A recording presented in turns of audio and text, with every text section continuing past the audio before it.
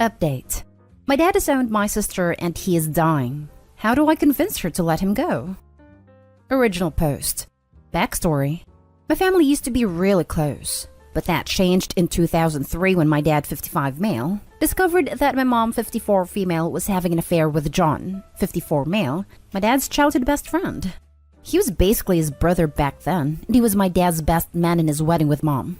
He begged her to stay and work things out, but my mom ended up leaving him for John. And eventually they got a divorce and my mom ended up marrying John 5 months later. My twin sister Sarah, 27 female, was always the stereotypical daddy's girl. Dad spoiled her a bit more than the rest of us, and she was basically his shadow back then. That's why it was really surprising to us that Sarah chose to stay with our mom after the divorce. Back then, me, 27 male, and her were the only ones to still live with our parents. We have other 4 brothers. I chose to stay with Dad, and Sarah chose to live with Mom, and in the weekends she come to stay with me and Dad while I choose to stay with Dad, and I occasionally went to Mom's house. To say that the divorce and my sister choosing to stay with Mom messed up my dad is an understatement. He tried to act like he was okay in front of us, but every single weekday for the year following the divorce, I could hear him cry himself to sleep. After the divorce, the relationship between Sarah and Dad didn't change that much. He started to spoil her a bit more than the usual and still remained the usual super dad. Showing up in every parent-teacher conference, ballet recitals and soccer matches, and being the most present dad possible. Things started to change when she suddenly changed her mind about med school. Our dad is a surgeon, and she always said that she wanted to follow his steps. But Mom and John ended up pressuring her to change her career path to become a lawyer, as Mom and John are both lawyers. During her studies, John started mentoring her, and they become really close. And after she finished her education, he got her a job at his law firm. Now on to the issue. In 2017, Sarah got married. My dad was absolutely thrilled about her wedding, and he gave Sarah a blank check for her dream wedding. To be fair, he did this to all of us, as he really liked weddings. But in Sarah's case, he was really excited, because she's his only daughter, and I always remembered him talking about walking her down the aisle. Like every wedding that we went to, he always said to her that he couldn't wait for the day to walk down his little girl down the aisle. But one day before the wedding, Sarah drops the bomb that Dad and John will be walking her down the aisle together. Well, Dad is the most non-confrontational person to walk on this earth, and she expected him to just suck it up. But he didn't do that. They got into a huge fight. First time I see him get angry. And in the end, he didn't attend the wedding and John ended up walking Sarah down the aisle. The fallout was massive. After the wedding, Dad and the side of our family basically disowned her and their relationship became non-existent. She tried to reach out after a while and make amends several times, but he simply didn't want to talk or hear about her. We expected him to turn around when she gave birth in 2018, but doesn't even want to meet her kids. Then earlier this year, he was diagnosed with pancreatic cancer. And unfortunately, the treatment didn't work and he is terminal. Even with that, he still doesn't want to see her again and she doesn't understand that. I'm very close to my dad, and these last few weeks are really difficult for me. How do I convince her to let him go? Now for the top advice before reading the update. There really isn't anything you can do. There is no way to make this less awkward or horrible for her. She made her choices years ago. Now she has to live and die with the consequences. I know you would like to make it easier, but I would just step back from this. The only statement should be, I'm sorry, Dad still doesn't want to see you. And spend all your energy on your dad, not on a dead relationship. I would say that by her choosing the man who took his wife and life away to walk her down the aisle, that she was the one who chose to disown her father. She needs to live with the consequences. Absolutely. To wait a day before the wedding to drop that bomb? She knew it wasn't going to go over well. Terrible situation all around. Are people glossing over the fact that the daughter took her dad's money for a dream wedding, and after it was spent, then she tells him, oh, by the way, that dream of you walking me down the aisle? You need to share that dream with the guy that stole your wife and split up your family. That was an absolute scumbag move. It's what I was thinking. The dad was a walking bank account to her, and she never considered all the efforts he did for her. Yes, it's okay to change plans and decide different careers, but he spoiled her, loved her unconditionally, followed her with admiration and care, and she brings a blow like this upon the father who lost everything. She took him for granted. Daddy, thanks for paying for my dream wedding. I need to tell you one thing. I want you to walk me down the aisle with the guy that screwed mommy behind your back and then stole her away. Do you remember him? Your former best friend turned most hated enemy? Yeah, I want to give that man equal honor as father of the bride. I don't understand why you're upset, Daddy. All of this.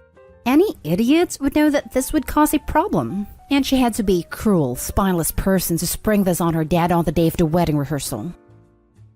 And now for the update.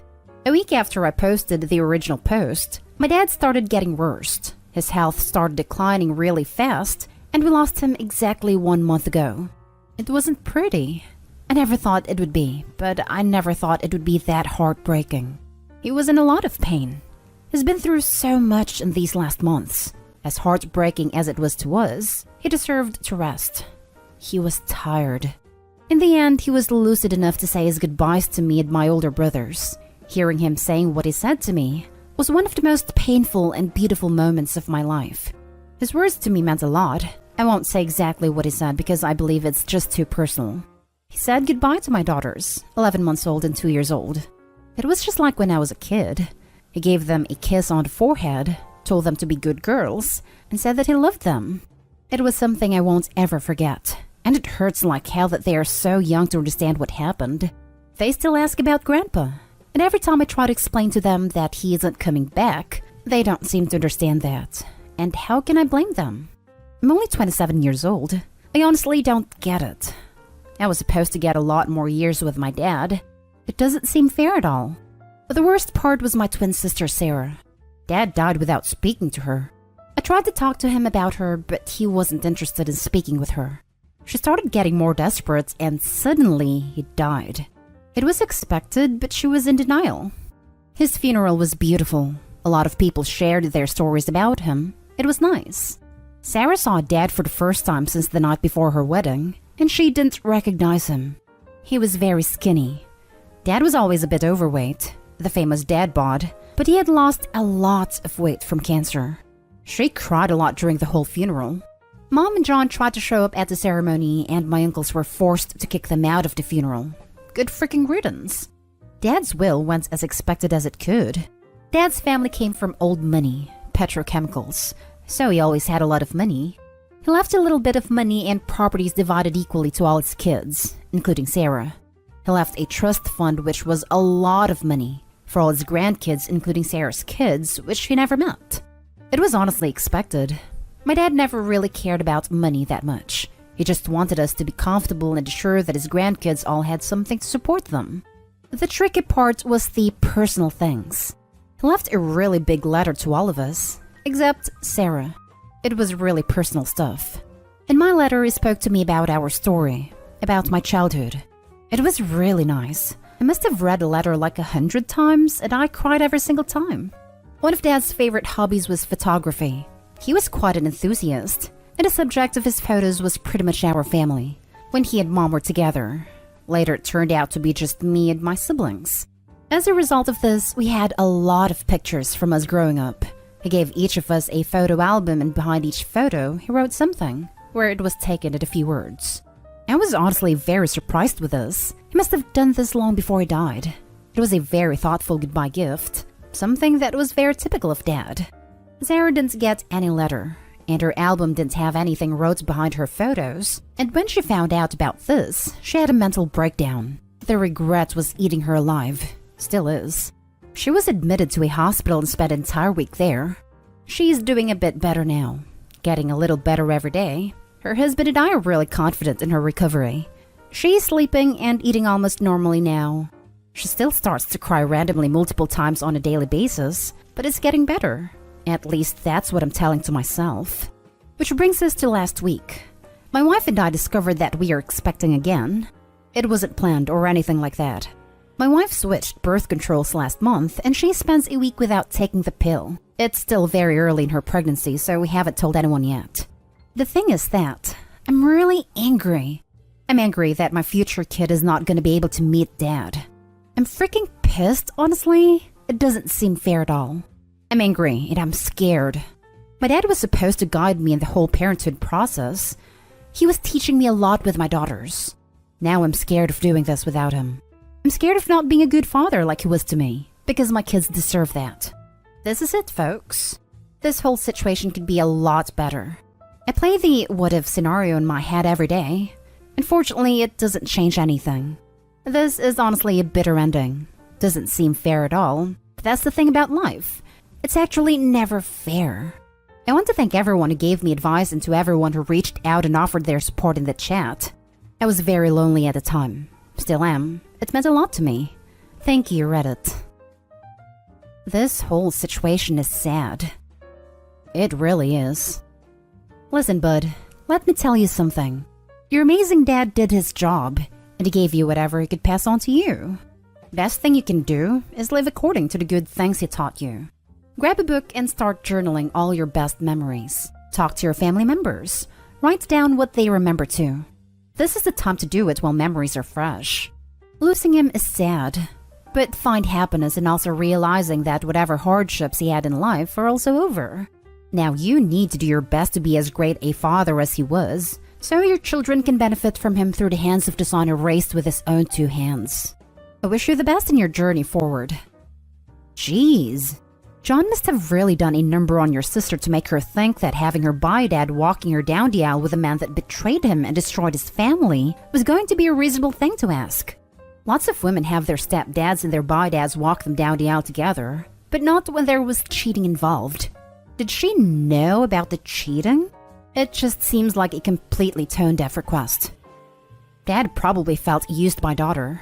Like one more time he was satisfied because of John. On a wedding that he paid for. He must have been so heartbroken and pissed.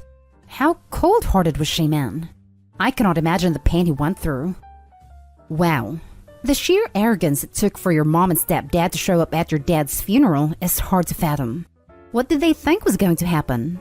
Oh, hey everyone. Everybody knows we betrayed and caused more pain to this man than even his cancer. But hey, we wanted to be here and give our condolences to our former husband and best friend.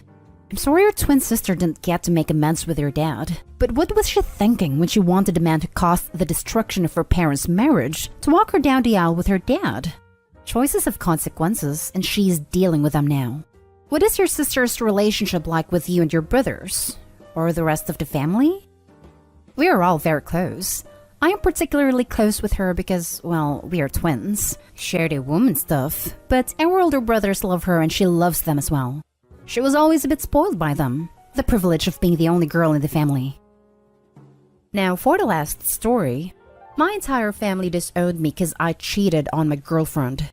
Now my sister wants to reconcile on her wedding day, but I declined because they are dead to me.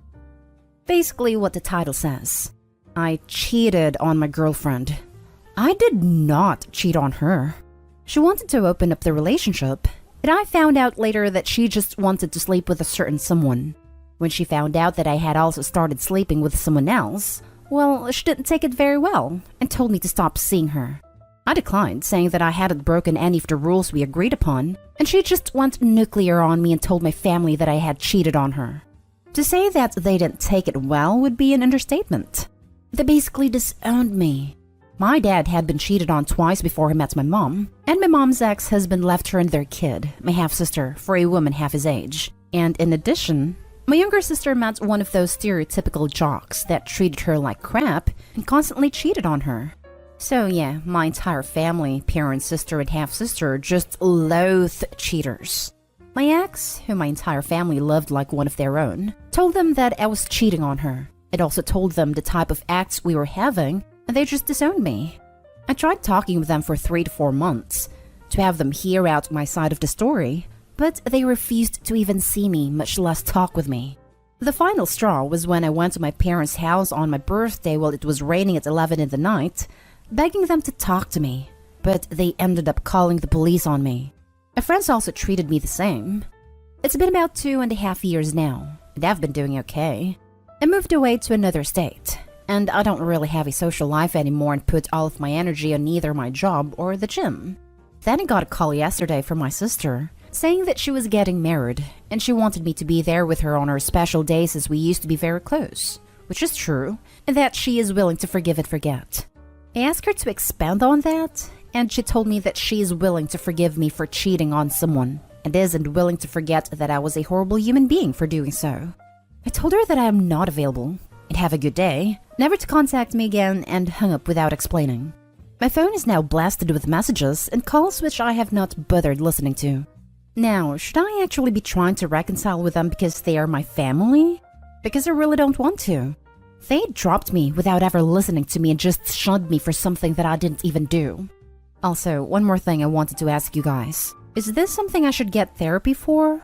I don't know much about therapy. The only person I have told my story to is my secretary, and she advised me to get some.